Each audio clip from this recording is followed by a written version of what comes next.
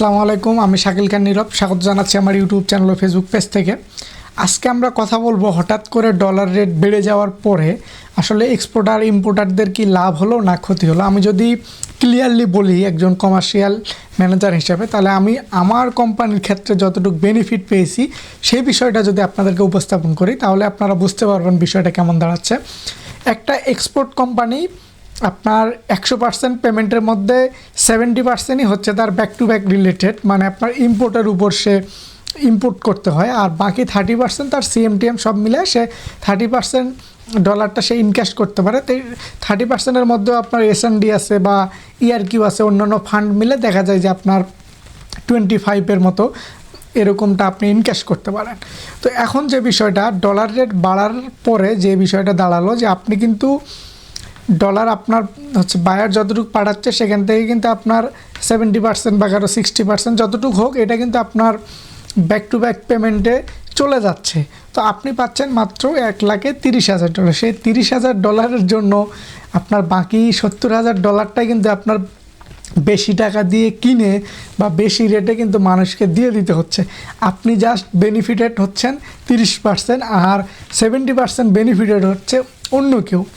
তো এখন যে বিষয়টা ডলার রেট বাড়ায় অবশ্যই একজন এক্সপোর্টারের লাভ হচ্ছে, লসও হচ্ছে। লসটা হচ্ছে কোথায় সেটা যদি আমি এখন এক্সপ্লেন করি। ধরেন আমি নগদ টাকা দিয়ে ডলার কিনে দেন ব্যাক টু ব্যাক পেমেন্ট করছি, মানে কোনো কারণে আমার কোম্পানি ফোর্স লোনে পড়েছে। তখন আমি যে যদি নগদ টাকা দিয়ে ডলার কিনি, তাহলে আপনারা অনেকেই জানেন যারা এই ট্রেডে কাজ করেন যে আপনার ব্যাংক যদি আপনাকে ডলার রেট দেয় 121 টাকা, আপনি যখন ব্যাংকের কাছ থেকে ডলার কিনবেন, মানে আপনি যখন ফোর্স লোন করবেন, তখন কিন্তু ব্যাংক আপনার কাছ থেকে রাখতেছে 122 টাকা, মিনিমাম 1 টাকা বা 50 সেন্ট, মানে 21 টাকা 50 বা 50 সেন্ট বেশি রাখবে। আর 50 সেন্ট বেশি টাকা মানে বাংলা টাকায় কিন্তু সেটা অনেক টাকা দাঁড়ায়। তো এই জন্য ডলার রেটটা বেড়ে যাওয়ার কারণে কিছু কিছু কোম্পানির ক্ষতি হচ্ছে, কিছু কোম্পানির লাভ হচ্ছে। যেমন যারা ইম্পোর্টার বেস কোম্পানি, ধরেন আপনার অ্যাক্সেসরিজ বা আপনার ইয়ার্ন বেস কোম্পানি, তাদের হয়তো সামগ্রিক কিছু লাভ হচ্ছে যে আগের লটের যে তারা হচ্ছে যে ইয়ার্ন বা তুলা কিনে রেখেছে সেগুলোকে তারা এখন সেল করতেছে নতুন ডলার রেটে, সেক্ষেত্রে তারা হয়তো কিছুটা বেনিফিটেড হচ্ছে। কিন্তু তারা যখন আবার হচ্ছে যে নতুন লটের যদি মাল নিয়ে আসতে যায়, তাহলে কিন্তু তাদেরও আসলে লাভ কোনো কিছু হচ্ছে না, তারাও লসে পড়তেছে। এবং দিন শেষে আমি পুরো সামারাইজ যদি বলি, তাহলে দিন শেষে এটাই বলবো যে আসলে ডলার রেট যত বাড়বে একজন এক্সপোর্ট ইম্পোর্ট বা সাধারণ মানুষের তত ক্ষতি।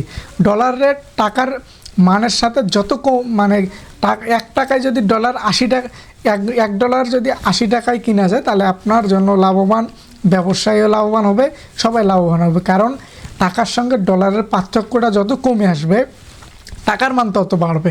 টাকার মান বাড়া মানে আপনি ব্যবসাতে আরও হচ্ছে যে বেনিফিটেড হচ্ছেন। কারণ টাকার মান বাড়লে আপনি বাংলাদেশে যে কোনো জিনিস কিনবেন সেক্ষেত্রে আপনার কম টাকা খরচ করতে হচ্ছে, মানে টাকার মানটা যেহেতু বেড়ে যাচ্ছে সেহেতু জিনিসপত্রের দামটাও কিন্তু সহনীয় পর্যায়ে আসবে এবং জিনিসপত্রটা একটা লিমিটেশনের মধ্যে থাকবে। আর ডলার রেট বাড়ায় টাকার মান কিন্তু কমে যাচ্ছে। আপনার 1 টাকায় $121 কিনতে হচ্ছে 1 টাকায়, এটা আপনি চিন্তা করেন। কিছুদিন আগেও যেটা ছিল 97 বা 90 টাকা, আমি অনেক আমার কমার্শিয়ালে আমি অনেক দিন ধরে হচ্ছে যে আপনার 80 থেকে 87 পর্যন্ত ঘোরাঘুরি করতে দেখেছি। তারপরে হুট করে সেটা বেড়ে 100-তে আসলো, 109-10 করে এখন 121-122 পর্যন্ত চলে আসতেছে। আসলে ডলার রেট বাড়াতে আমরা কেউই লাভবান হয় নাই, হয়তো সামগ্রিকভাবে লাভবান হলেও আসলে আমরা যদি বিস্তর পরিকল্পনা করি বা ভবিষ্যৎ পরিকল্পনা করি, দেখব সেক্ষেত্রে আমরা আসলে সেরকম কোনো লাভবান হই নাই। ধন্যবাদ, ভালো থাকবেন। কমার্শিয়াল রিলেটেড সকল ধরনের ভিডিও আমার এই ইউটিউব চ্যানেলে পাবেন, তাই ইউটিউব চ্যানেলে সাবস্ক্রাইব করে পাশেই থাকবেন।